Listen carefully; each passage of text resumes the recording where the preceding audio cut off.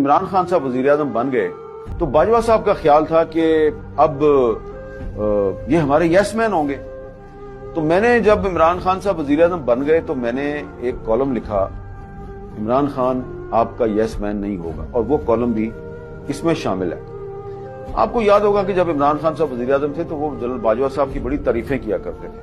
جب وہ ان کی تعریفیں کیا کرتے نا تو ہم اس وقت پھر دلی دل میں مسکرایا کرتے تھے، اور ببانگ دوہل اپنے ٹی وی پروگرام میں اپنے کالموں میں میں یہ کہا کرتا تھا کہ یہ بات چلے گی نہیں، کیونکہ باجوہ صاحب جو ہیں وہ عمران خان سے کچھ ایسے کام کروانا چاہتے تھے جو کہ عمران خان کرنا نہیں چاہتے تھے. اچھا، اب کام تو یہ بہت سے تھے، لیکن اس میں میں آپ کو 2 یا 3 چیزیں بتاؤں گا.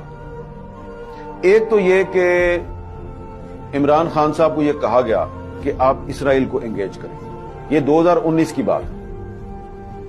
تو عمران خان صاحب جو ہیں ان کے پاس بہت سے لوگ گئے اور انہوں نے ان کو یہ مشورہ دیا کہ آپ اسرائیل کو انگیج کریں. اس کی وجہ کیا تھی؟ وجہ یہ تھی کہ باجوہ صاحب کا خیال تھا کہ جو فروری 2019 میں پاکستان اور انڈیا کے درمیان ایک جنگ کی صورتحال پیدا ہوئی اور ایک ٹینشن پیدا ہوئی، تو اس میں اسرائیل جو ہے وہ انڈیا کے ساتھ تھا. تو وہ ہمیں یہ کہتے تھے کہ جی ہم نے مفت میں انڈیا کو اسرائیل کی صورت میں ایک اتحادی دے دیا ہے، اور بہت سے عرب کنٹریز نے اسرائیل کو تسلیم کر لیا ہے، ہم تسلیم نہیں کرتے، تو پاکستان میں اس پہ ڈیبیٹ ہونی چاہیے اور اسرائیل کو انگیج کرنے کی ضرورت ہے. اچھا، اسرائیل کو بیک چینل سے کافی سالوں سے انگیج کیا گیا ہے، لیکن عمران خان صاحب پہ کچھ زیادہ ہی دباؤ تھا کہ آپ اسرائیل کو انگیج کریں. اور ایک میٹنگ تھی پرائم منسٹر سیکریٹریٹ میں، اور اس میں بھی موجود تھا اور بھی کچھ لوگ موجود تھے. وہاں پہ عمران خان صاحب کو یہ مشورہ دیا گیا کہ آپ اسرائیل کو انگیج کریں. اور وہاں پر میں نے عمران خان صاحب سے کہا تھا کہ یہ قائد اعظم کا پاکستان ہے، اور قائد اعظم کے پاکستان میں اسرائیل کے بارے میں وہی پالیسی چلنی چاہیے جو کہ قائد اعظم کی پالیسی تھی، اور خان صاحب نے میرے سے اتفاق کیا تھا. تو یہ بات ریکارڈ پر موجود ہے.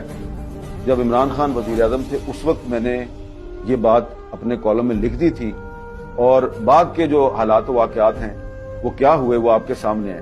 تو وہ جو ایک ہسٹری ہے اس کو میں نے اس کتاب میں ڈاکومنٹ کر دیا ہے. اور اس کتاب میں آپ کو یہ بھی پتا چلے گا کہ مارچ 2019 میں وہ پاکستان کا پہلا صحافی تھا جس نے دنیا کو یہ خبردار کیا کہ جسٹس قاضی فائز عیسیٰ کے خلاف کوئی سازش چل رہی ہے اور یہ سازش نہیں ہونی چاہیے. اور اس کے بعد پھر میں نے بار بار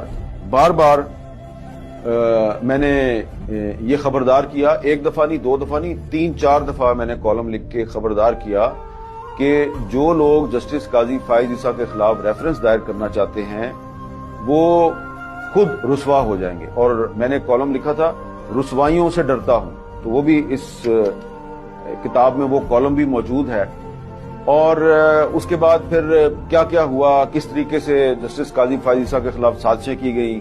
اور پھر عمران خان صاحب جو ہے، میں نے یہ بھی لکھا ہے کہ عمران خان صاحب جو ہیں وہ بعد میں کہتے تھے کہ جی میں نے یہ سازش نہیں کی، سازش تو کسی اور نے کیا. لیکن بہرحال عمران خان صاحب جو ہیں بطور وزیر اعظم، وہ چیف ایگزیکٹو تھے حکومت کے، تو ان پر یہ ذمہ داری عائد ہوتی تھی کہ اگر سپریم کورٹ کے ایک جج کے خلاف ریفرنس دائر ہو رہا ہے تو وہ اس ریفرنس کی پہلے خود انکوائری کرتے اور اس کے بعد اس کو پریزیڈنٹ آف پاکستان کو بھجواتے، اور پریزیڈنٹ آف پاکستان نے بھی بغیر انکوائری کیے وہ سپریم جوڈیشل کونسل کو بھجوا دیا. تو وہ جو سارے حالات و واقعات ہیں وہ بھی اس میں ڈاکومنٹ ہیں. پھر آپ کو اس میں یہ بھی پتا چلے گا کہ 5 اگست 2019 کو جو بھارت نے مقبوضہ کشمیر کی خصوصی حیثیت کو ختم کیا، اس کا اسپیشل سٹیٹس جو ہے اس کو ختم کیا، انڈین کانسٹیٹیوشن سے 370 اور 35A کو نکالا، اس بات کی بھی میں 5 اگست 2019 سے پہلے میں وارننگ دیتا رہا کہ یہ ہونے والا. بلکہ یہ ایک اتفاق ہے کہ جس دن انڈیا نے 370 کو سسپینڈ کیا 5 اگست 2019، اس دن کے روزنامہ جنگ میں میرا کالم موجود تھا کہ کشمیر میں ہندوستان کی طرف سے کوئی بہت جارحانہ قدم اٹھانے کا فیصلہ ہو چکا ہے. اس کی وجہ یہ تھی کہ ہمیں رائٹ لیفٹ سے پتہ چل رہا تھا کہ کچھ ہونے والا ہے، لیکن جو ہمارے ارباب اختیار تھے ان کو پتہ نہیں تھا۔